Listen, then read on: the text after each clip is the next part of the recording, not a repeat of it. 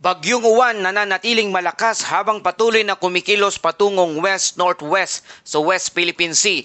Malawak na pinsala ang matinding hangin asahan sa Hilagang at sa gitnang Luzon. Magandang araw Pilipinas, ito ang Pilipinas Weather ngayong araw ng Lunes, November 10, 2025. Narito na ang update sa ating panahon ukol sa Bagyong Uwan. Pero bago ang lahat, kung bago ka sa ating channel, please like, share, and subscribe para lagi ka updated sa panahon. Salamat sa iyong suporta. Mga kababayan, ang sentro ng mata ng Bagyong Uwan ay tinatayang nasa layong 125 kilometers kanluran ng Hilagang Kanluran ng Bacnotan, La Union. Taglay pa rin ito ang maximum sustained winds na umaabot na sa 150 kilometers per hour at may pagbugso hanggang 230 kilometers per hour. Ang central pressure nito ay umaabot sa 955 HPA. Patuloy itong kumikilos pakanluran sa Hilagang Kanluran west-northwestward sa bilis na 20 kilometers per hour. Ramdam ang malalakas hanggang sa typhoon force wind hanggang 780 kilometers mula sa gitna na napakalawak na bagyo. Dahil dito nakataas pa rin ang tropical cyclone wind signal number 4 na mayroong typhoon force wind na umaabot sa 118 to 184 kilometers per hour na mayroong lamang lead time na 12 hours sa naturang lugar.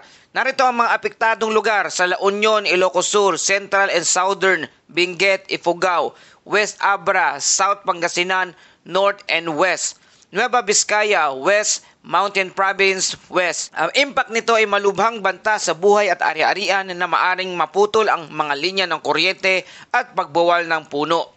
Signal number 3 naman na mayroong storm force wind na umaabot ang hangin na 89 hanggang 117 kilometers per hour na mayroong lead time na 18 hours bago lumikas. Mga apektadong lugar, hilagang bahagi ng Nueva Ecija, Pangasinan, rest of Ilocos Sur, rest of Abra, rest of Tarlac, North Kalinga, Ifugao, rest Mountain Province. Ang impact nito ay moderate to significant threat to life, peligroso para sa mga lumang bahay at outdoor structures. Signal number 2 naman na may gale force wind na umaabot sa 62 to 88 kilometers per hour ang hangin kasama ang Metro Manila, Bulacan, Pampanga, Bataan, Batangas, Laguna, Cavite, Rizal, Aurora at Northern Quezon. Delikado sa mga maliliit na bangka ang paglalayag sa oras na ito at maaring mapatid ang ilang linya ng kuryente kaya patuloy na mag-antabay at ihanda na ang ating mga cellphone at power banks para sa paghahanda sa pagkawala ng kuryente. Signal number 1 naman na mayroong strong winds na umaabot ang hangin na 39 to 61 kilometers per hour. Apektadong lugar ang Camarines Norte, Catanduanes, Albay, Sorsogon, Romblon, Mindoro, Marinduque, Northern Palawan at sa ilang bahagi ng Visayas, Capiz, Aklan, Antique at Northern Samar. Minimal to minor threat lamang ito pero manatiling alerto pa rin dahil sa malakas na pagbugso ng hangin dala ng Bagyong Uwan. Samantala, nakataas pa rin para sa ating coastal hazards ang Storm Surge Warning number 11 na may banta ng lampas na alon na umaabot sa 3 metro sa mga baybayeng bahagi ng Ilocos Region, Cagayan Valley, Central Luzon, Metro Manila, Calabarzon, Mimaropa, Aklan at Antique. Sa gale warning effects sa dagat ng paligid ng Western Visayas at Luzon, maaring umabot ang alon hanggang 12 metro ang taas sa La Union at Pangasinan. Anumang paglalayag sa karagatan ay mahigpit na ipinagbabawal po sa mga oras na ito. Mga kababayan, habang papalayo na ang Bagyong Uwan sa Luzon, malawak pa rin ang sakop ng epekto nito.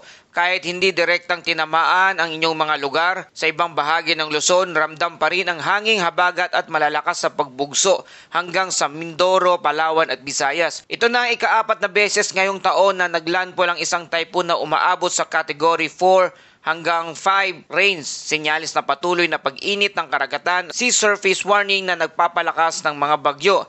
Manatiling kalmado pero alerto. Huwag lumabas kung hindi naman kailangan. I-charge ang cellphone, power bank at ihanda ang inyong mga emergency kit at ang inyong mga go bag.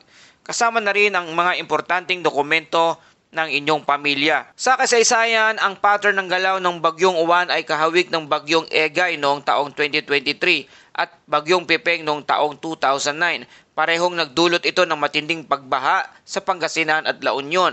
Ang pagkakaiba nga lang ay mas malawak ngayon ang radius ng Super Typhoon Uwan Kaya kahit Metro Manila ay dama ang lakas ng hangin nito, ang bugso ng hangin nito na para bang ang pakiramdam ay nasa sentro ka ng bagyo. Sa taglay na lakas ng Super Typhoon Uwan, halos buong bansa ay kayang sakupan nito sa lawak ng kaulapan at ala ng hangin at ulan nitong napakalaking bagyong Uwan.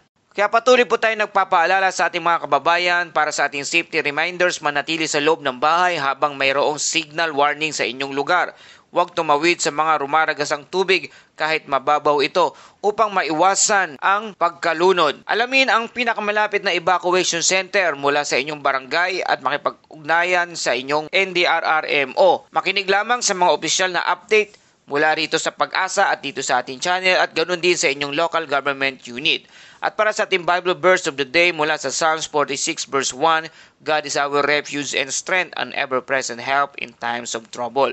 Habang dumaranas ng unos, alalahanin natin ang tunay na kaligtasan ay hindi lang sa matibay na bahay, kundi sa matibay na pananampalataya sa ating Panginoong Jesus. At para sa ating summary ng ating balita, ang Super Typhoon Uwan ay mayroong lokasyon na 125 kilometers west-northwest sa lugar ng Bacnotan, La Union na may taglay na hangin na 150 kilometers per hour at may pagbugso na umaabot sa 230 kilometers per hour. Kumikilos ito pa west-northwest sa bilis na 20 kilometers per hour. May lawak ito na umaabot sa 780 kilometers mula sa sentro nito. At nakataas pa rin ang signal effect sa mga ilang lugar mula signal number 1 hanggang signal number 4 sa malalaking bahagi ng Luzon. At meron tayo heavy hazard rain, storm surge na umaabot sa 3 metro ang taas o higit pa.